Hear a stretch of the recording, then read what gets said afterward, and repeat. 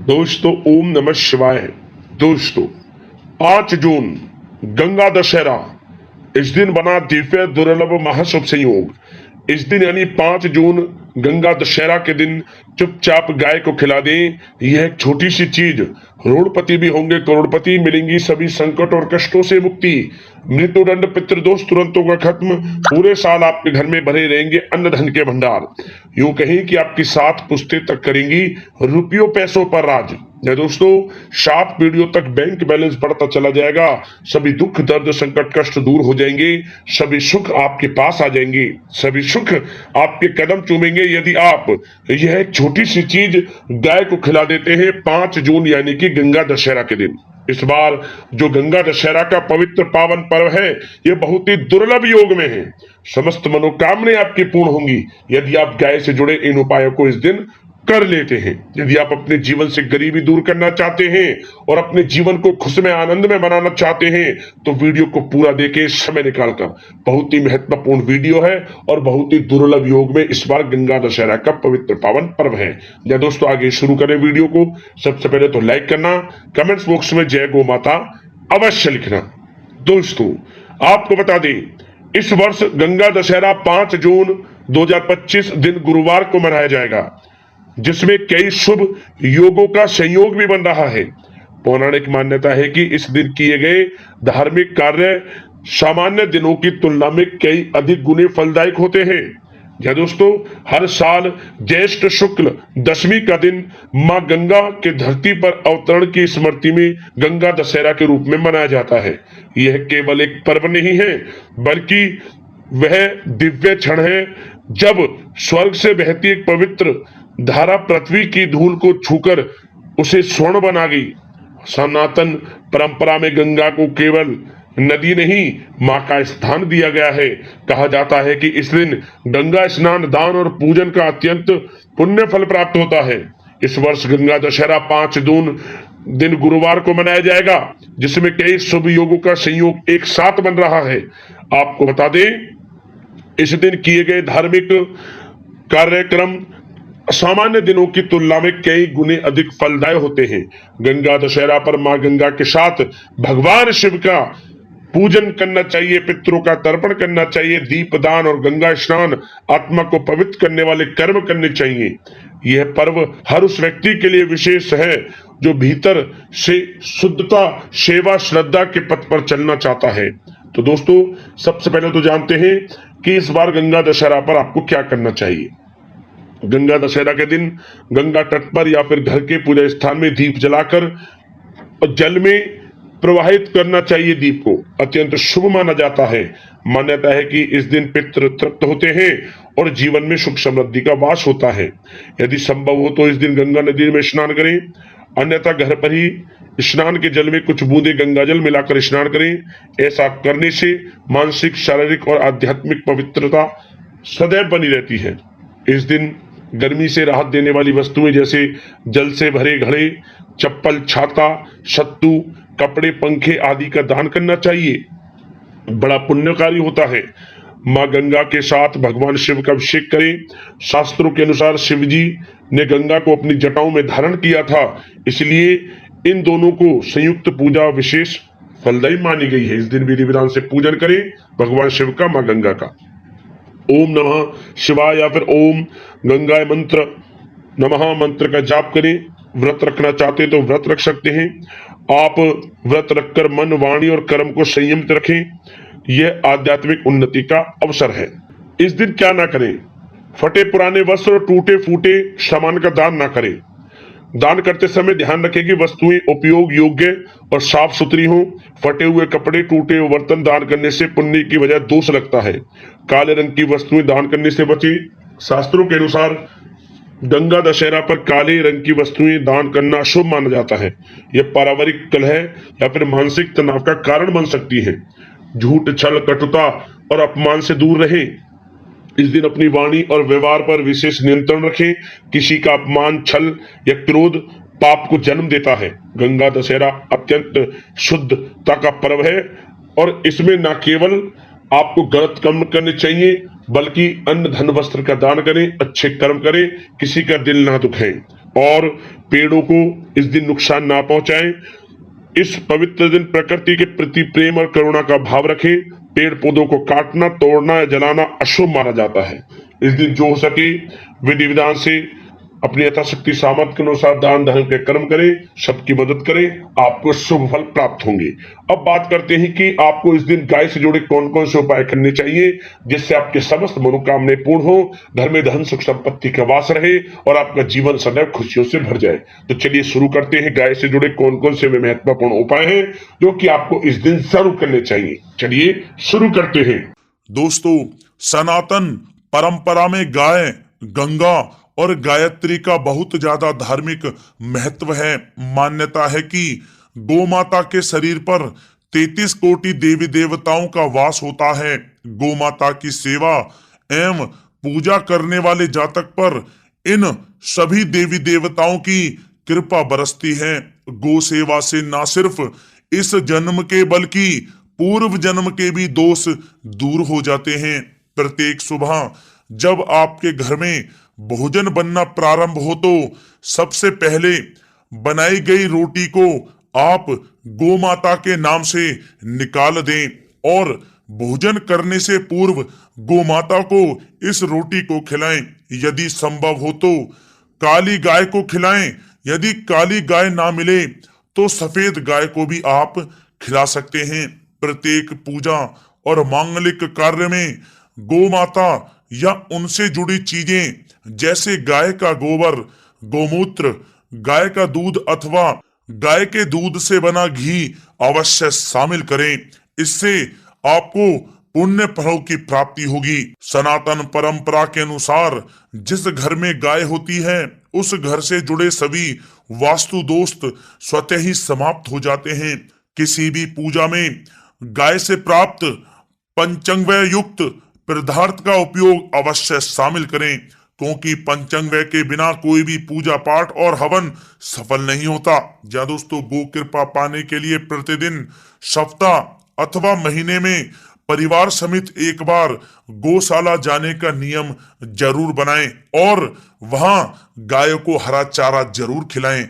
इससे आपको शुभ फलों की प्राप्ति होगी और साथ ही साथ गौ सेवा और गौ पूजा से 9 ग्रह शांत हो जाते हैं और इनसे जुड़े दोषों का निदान हो जाता है। गर्मियों में गौ माता को पानी पिलाएं और सर्दी में गौ माता को गुड़ अवश्य खिलाएं। ध्यान रखें कि गर्मियों में गाय को गुड़ ना खिलाएं। अनेक देवी देवताओं को अपने शरीर पर धारण करने वाली गौ माता से जुड़े कई शुभ और अशुभ संकेत भी होते हैं। मसलन गाय का दूध दुहाते समय यदि गाय ठोकर मार दे और सारा दूध बिखर जाए तो अपशगुन होता है। यदि कोई यात्रा पर निकल रहा हो और गाय अपने बछड़े को दूध पिलाती सामने आ जाए तो निश्चित रूप से जिस यात्रा के लिए आप निकले हैं वह यात्रा आपके लिए अवश्य ही सफल होगी और वह काम जिसके लिए आप निकले हैं वह अवश्य ही पूर्ण होगा। यात्रा पर जाते समय बाईं ओर गाय की आवाज आना और रात्रि में गाय की हुंकार करना भी शुभ होता है। दोस्तों, साथ ही साथ गाय के साथ आप भूलकर भी ये काम ना करें, अन्यथा मिलता है घोर नरक और जीवन भर की परेशानियां। या दोस्तों, गाय को राष्ट्रीय पशु बनाए जाने और इन्हें मौलिक अधिकार दिए जाने की बात हो रही है तो सवाल उठता है कि गाय जब भारतीय संस्कृति का अहम हिस्सा है तब भी गाय के साथ लोग खराब व्यवहार कैसे कर लेते हैं। गाय दर दर भटकती रहती है, भरपेट इन्हें चारा तक लोग नहीं देते। गाय जब तक दूध देती रहती है तो उनकी सेवा होती है और जैसे ही दूध देना बंद कर देती है तो लोग इन्हें उनकी किस्मत पर छोड़ देते हैं, सड़कों पर और गलियों में भटकने के लिए। ऐसे में गोवंशी जीवों को कोई डंडे से मारता है तो कोई उन पर पानी डाल देता है। कभी वाहनों से इन्हें ठोकर लग जाती है तो कभी बीमार होकर बेचारी ये गाय दम तोड़ देती हैं। ऐसे में जरूरत है इन बातों को जानने की कि गाय को लेकर शास्त्रों में क्या कहा गया है, गाय के साथ आपको कैसा व्यवहार करना चाहिए। या दोस्तों, गाय को कभी भी मारना पीटना नहीं चाहिए। शास्त्रों में गाय को माता का दर्जा दिया गया है। गाय को मारने पीटने वाला माता को मारने पीटने वाले के समान पाप का भागी माना जाता है। ऐसे घरों को नरक लोक में वर्षों तक कष्ट भोगना पड़ता है। अगले जन्म पशु योनि में मिलता है।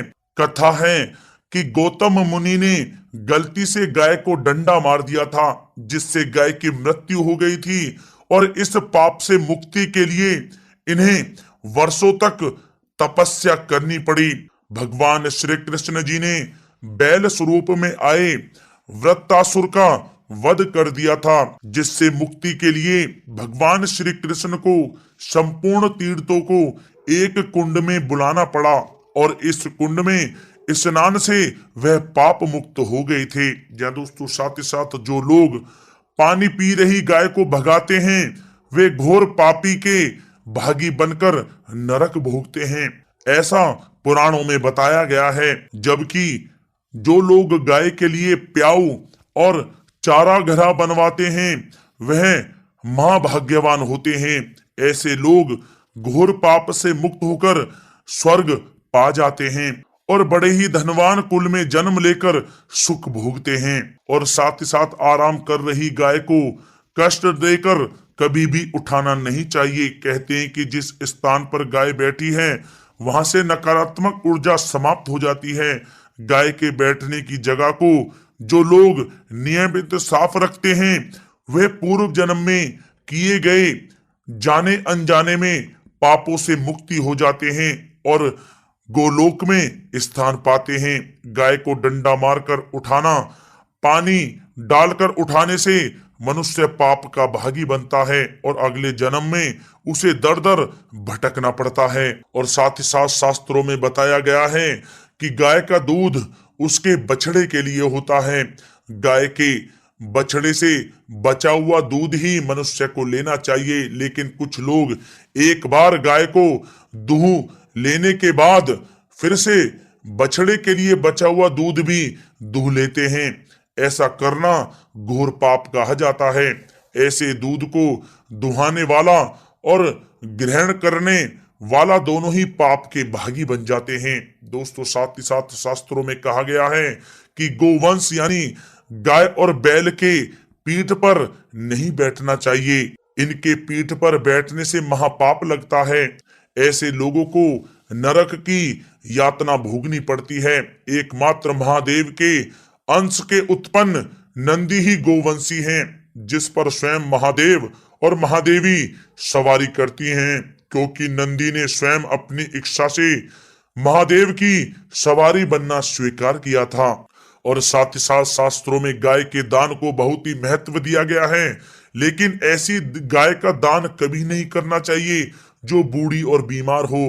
कठोपनिषद में नचिकेता की कथा भी इस संदर्भ में है कि जिस नचिकेता ने पिता द्वारा बूढ़ी गाय को दान करने पर आपत्ति जताई थी, दूध देने वाली और बछड़े सहित जो लोग गाय का दान करते हैं, वह महान पुण्य को प्राप्त करके स्वर्ग में स्थान पाते हैं। दोस्तों, साथ ही साथ सूर्य, चंद्र, मंगल या शुक्र की युति राहु से हो तो पितृ दोष होता है। यह भी मान्यता है कि सूर्य का संबंध पिता से एवं मंगल का संबंध रक्त से होने के कारण सूर्य यदि शनि, राहु या केतु के साथ स्थित हो या दृष्टि संबंधी हो तथा मंगल की युति राहु या केतु से हो तो पितृ दोष होता है। इस दोष से जीवन संघर्ष में बन जाता है। यदि पितृ दोष हो तो गाय को प्रतिदिन या किसी भी एकादशी को या किसी पूर्णिमा के दिन या अमावस्या को रोटी, गुड़, चारा आदि खिलाने से पितृदोष समाप्त हो जाता है। साथ ही साथ देसी गाय की पीठ पर जो ककुद कुबड़ होता है वह बृहस्पति गुरु हैं। अतः जन्म पत्री में यदि बृहस्पति अपनी नीच राशि मकर में हो या अशुभ स्थिति में हो तो देसी गाय के इस बृहस्पति भाग एवं शिवलिंग रूपी कुबड़ के दर्शन करने चाहिए। गुड़ तथा चने की दाल रखकर गाय को रोटी भी दें। इससे आपको शुभ फलों की प्राप्ति होगी। और साथ ही साथ यदि आप रास्ते में जा रहे हों और सामने से गौ माता आती हुई दिखाई दें तो गौ माता को आप अपनी दाहिनी ओर से जाने देना चाहिए। आपकी यात्रा अवश्य ही सफल होगी। और साथ ही साथ यह संकेत भी जान लें, यदि आप यात्रा पर जा रहे हैं और सामने आपके गाय पड़ जाए अथवा अपने बछड़े को दूध पिलाती हुई सामने गाय दिखाई दे जाए तो समझ जाना कि वह यात्रा आपके लिए अवश्य ही सफल होगी। और साथ ही साथ जिस घर में गाय होती है उसमें वास्तु दोष स्वतः ही समाप्त हो जाता है। और साथ ही साथ आपको बता दें कि गाय को आप जो भी रोटी बनाएं प्रतिदिन ताजी रोटी ही बनाएं। गाय को अगर आपने रोटी बनाई है तो कोशिश करें कि उस रोटी को आप तुरंत ही गाय को दे दें। अगर आप उस रोटी को रख देंगे और उस रोटी को अगले दिन देंगे तो वह रोटी बासी मानी जाएगी। गाय को कभी भी बासी रोटी ना दें, इससे घर में नकारात्मक ऊर्जा वास करती है और जो भी कार्य आपके बनने वाले होंगे वह कार्य भी आपके बिल्कुल भी नहीं बनेंगे।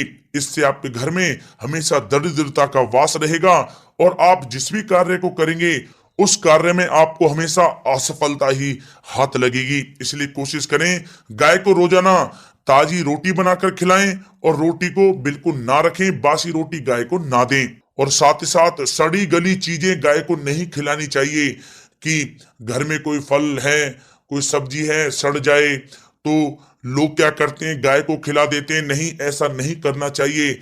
ऐसा करने से यदि आप गाय को खिलाते हैं तो और आप पाप के भागी बन जाते हैं।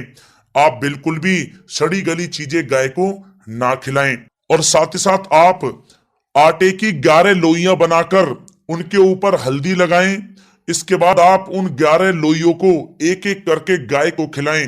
प्रत्येक लोई को खिलाते समय गाय के सींगों पर आप हाथ फेरें, पीठ पर हाथ फेरें, मस्तक पर हाथ फेरें, माता गाय के आप चरणों के स्पर्श करें। जहाँ दोस्तों ऐसा करने से आपके समस्त कार्य बनने लगेंगे। जो दुख का समय चल रहा है वह भी समाप्त होगा। आपके जीवन में खुशियां खुशियां होंगी। और एक बार आप 7 बार गाय की परिक्रमा भी कर लें तो आपके समस्त कार्य पूर्ण होंगे। और साथ ही साथ आप गाय को जब भी रोटी दें, रोटी पर या तो आप थोड़ी हल्दी लगा लें या थोड़ा गुड़ रख लें। अगर गुड़ ना हो तो आप थोड़ा मिश्री रख सकते हैं, थोड़ा घी रख सकते हैं। या दोस्तों गाय को कभी भी सूखी रोटी ना खिलाएं। सूखी का मतलब गाय की जो रोटी रखें खिलाएं उस पर कुछ ना कुछ रख कर खिलाएं। हल्दी रख लें, गुड़ रख लें, मिश्री, घी या जो भी रख लें, मतलब खाली रोटी नहीं खिलानी है। ध्यान इस बात का रखें, जब ही आपको शुभ फलों की प्राप्ति होगी। जी हाँ दोस्तों, ये थे गाय से जुड़े कुछ महत्वपूर्ण उपाय, कुछ बातें जिन्हें आपको ध्यान में जरूर रखना चाहिए। जी दोस्तों, वीडियो अच्छी लगी हो तो वीडियो को लाइक करें, ज्यादा से ज्यादा अपने दोस्तों में शेयर करें, चैनल पर नए तो सब्सक्राइब करें। जय गौ माता।